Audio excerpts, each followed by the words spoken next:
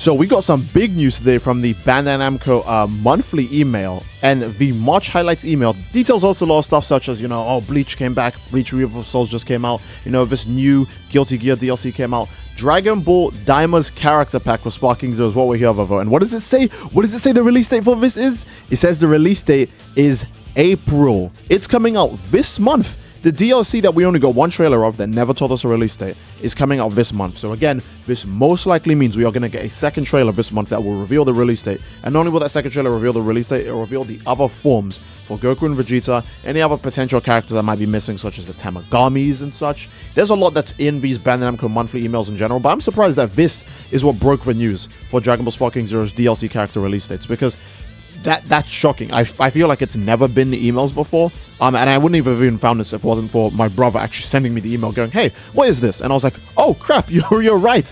Dragon Ball Daima Character Pack 1 DLC 2. This isn't the last DLC. They're not getting things mixed up like we do with Xenoverse, right? It's straight up characters from Dragon Ball Daima will be added to Sparking Zero this month. Now, another reason I think that's so impressive is that we literally did just get the last DLC like 2 months ago. We just got Sparking Zero DLC Pack 1 2 months ago. Like January 21st, I believe. That was the exact day the characters released. I think they came out with early access, but regardless, that's the day the characters, officially released. And we're already getting another DLC. I don't even, 2-3 months every DLC. That's not bad, I think. That's not bad. The only issue with Sparking Zero, there's not a lot to do during those big gaps. I do hope that this DLC actually has way more content than this one, because despite the fact that this looks like a lot, you can even see that they phrase it like it's a lot of content. 11 playable characters, and then you see their long names, and it goes down the list. It makes you think, oh boy, there's a whole bunch here. Well, the only new character they basically added was Gohan Beast, because that's all you ever see online. Everything else, forgot about that. Even offline, people don't really care about any other character other than Gohan and Piccolo. Barely sell Max, and nobody uses the new costume for Piccolo Superhero. Very tragic, very unfortunate. And the custom battles are just okay. They're kind of interesting, but they're just okay. It's not like DLC worthy stuff. They'll never compare to the uniqueness of the parallel quest in Xenoverse 2. So I do hope that this DLC has way more content than the last one. But the last DLC did only come out 3 months ago, and we're getting another one already. This makes me want to say that we'll be getting the next one 3 months after this month, but the next DLC has Super Saiyan 4 Daima Goku, which they'll probably, hype up a lot. Again, this DLC could also have Super Saiyan 4 Daima Goku. I believe this DLC will actually have a Goku Mini in Super Saiyan 4 as a playable character, because if you put both Super Saiyan 4s in the last DLC, you're kind of just taking away free hype from the first DLC that could easily have Goku Mini Super Saiyan 4, and then the last one could just have Goku Adult Super Saiyan 4. And nobody would hate that. I think it'd be an effective business strategy, but who knows? I'm not the one who actually works there. Maybe they do know more than me, but I think that we will be seeing Daima Super Saiyan 4 in this DLC, because it'd be weird for this DLC to only have Super Saiyan Goku, Super Saiyan 2 Vegeta, basic Vegeta as well, that's 3 characters, Glorio for 4 characters, and a Tamagami for 5. That's it. That's infinitely less than what we got in Superhero. That would be weird. So I do think we'll be getting more.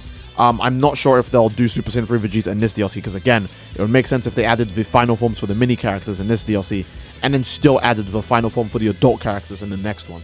So they could easily put Super Saiyan 3 Vegeta here, which would be, character 7, and they could put Super Saiyan 4 Goku here, which would be character 8, and maybe they want to add Goma, but I think they'll definitely save Goma for unless if they add Small Goma, then yeah, they have 9 characters, right? But Small Goma's not a fighter, they probably won't add him. They'll definitely add Big Goma though in the next DLC. So if they do add Super Saiyan 3 Vegeta and Super Saiyan 4 Goku, we have 8 characters for the second DLC. Again, that is less than what we got for the last DLC, but it's not a bad number of characters to get either. Actually, speaking of characters, you guys let me know which characters you think are going to be added to this DLC and the next one, because I'm actually curious what you guys think. There's probably someone I missed, but there's not that many big fighters in Dragon Ball Daima. I imagine they could add Piccolo Mini, but he doesn't do a lot. Supreme Kai Mini would be a good way to get Supreme Kai in a game eventually, because Supreme Kai has not been playable in a Dragon Ball game since Tenkaichi 3. That's absurd, but Sparking Zero has the chance to finally make him playable by either adding his Mini in this DLC or his adult form in the next DLC. You could say it's just content padding, sure, or just add a character that no one's going to play or anything, whatever. Supreme Kai has a lot of fans, right? He was introduced in the Buu Saga. He does a lot for the cast in general when it comes to training Gohan, being around when Elder Kai gets revealed. He's Kibito Shin for a lot of the story. He saves Goku and Vegeta from Kid Buu's destruction on planet Earth. Supreme Kai is a cool character. He's a good character. I would like to see him actually be playable in Dragon Ball games again. And it's not like he doesn't have moves to use. You could take any of the new things he flexed in Daima, or just any of the things he used in the Buu Saga, which are all really cool already. So There are characters that, yeah, they could definitely add to DLC too. They'll fill out the roster. But yeah, actually seeing the actual official, like, again, it's not the exact release date, but we do have a release window now. We're no longer going, oh, it's probably going to release next month, or having no idea when it comes out. We just know it's going to come out April, and I think that's really cool. That's really sick. If anything, it's extremely convenient, because there have been people like me who've just been like, I'm not even going to play Dragon Ball Sparking Zero because nothing's happening in Sparking Zero. No patch notes, no interesting game modes. The gameplay isn't that fun, short term and long term. Nothing's going on, right? So hearing this, exceptional, great news for me. I don't know. I don't want to compare the game too much to Xenoverse 2, but when Xenoverse 2 was out, we were not waiting this hard between the DLC release windows. I think we were just satisfied the whole time. Maybe Xenoverse 2 just had more to do. I don't know. Everyone was trying to race to get to level 80. Can you get all 8 of your characters to level 80? You know? Can you unlock the moves you want for all of your characters? Can you unlock your favorite costumes, your favorite super souls? All that stuff. I think Xenoverse has a extremely good player-based plan. It's got a really, I guess, long-term survivable plan. It's a game that can last ages. The only issue is that it gets mistreated so hard with everything involving character customization, online gameplay, etc., right? Sparking Zero kind of suffers from the same thing. Ironically, it does too. Character customization is really lacking in the game despite everything they marketed. Remember, we still can't change the color for our characters' keys. That was a launch feature in Tenkaichi 3. You could change Goku's key to be purple. You could give Cooler Super Saiyan 4 key. You could give any character any key you wanted. It was insane, you know? But for Sparking Zero, all we have is V-Jump Aura. Oh. Whoa, V-Jump Aura, let's clap. Like, come on, man. And we already know that auras in Sparking Zero do actually affect the character's intros as well. So if we got purple key, then, like, Ultra Instinct Goku's intro, instead of him having white key when he charges up, it would be purple. You know, it could be red. It could be green. You know, you could give... everyone has been complaining about how Z Broly has, like, yellow key when he charges up, right? It should be green. Well, guess what? When they finally add that, we could get that, but so far it's not in the game yet. Sparking Zero does suffer from a lack of customization, so again, I do hope it is more than just characters that we saw in the trailer that we're going to be getting. I would like to see more gameplay features. I would like to see more customization features. I would like to see like a patch that definitely addresses how absurd certain characters are Ultra Instinct Goku, how absurd certain moves are Wild Sense, you know. Change the meta Sparking Zero. Let's on tired of it just being like goddamn back shots and infinite combos that you could just like frame traps. All these like really boring things that you could do. Just put someone in a rolling hammer spam for the rest of eternity. You know, it's not fun. All right, it's not fun. If you watch the Dragon Ball Sparking Zero finals, you would know that this is not a very good thing for the game to keep trying to play with. I mean, again, the game's play base has fallen quite a bit, mostly because the game isn't that fun to play. So I don't have to really explain myself. You can just look at the Steam player accounts, or you could just play the game yourself and see if you find the match. Like, it's insane how, like, and I'm not trying to be, like, rude or anything to Sparking Zero, but it's insane how hard the game fell off. Again, the red does look really bad, right? It does. Now, I know that sounds bad. The red does look really bad, but when the DLC came out, which was January, you could see here, there was a bit of a spike. However, it immediately, like, fell down in, like, a month, which is painful. That's, again, Xenoverse 2 also does suffer the exact same thing.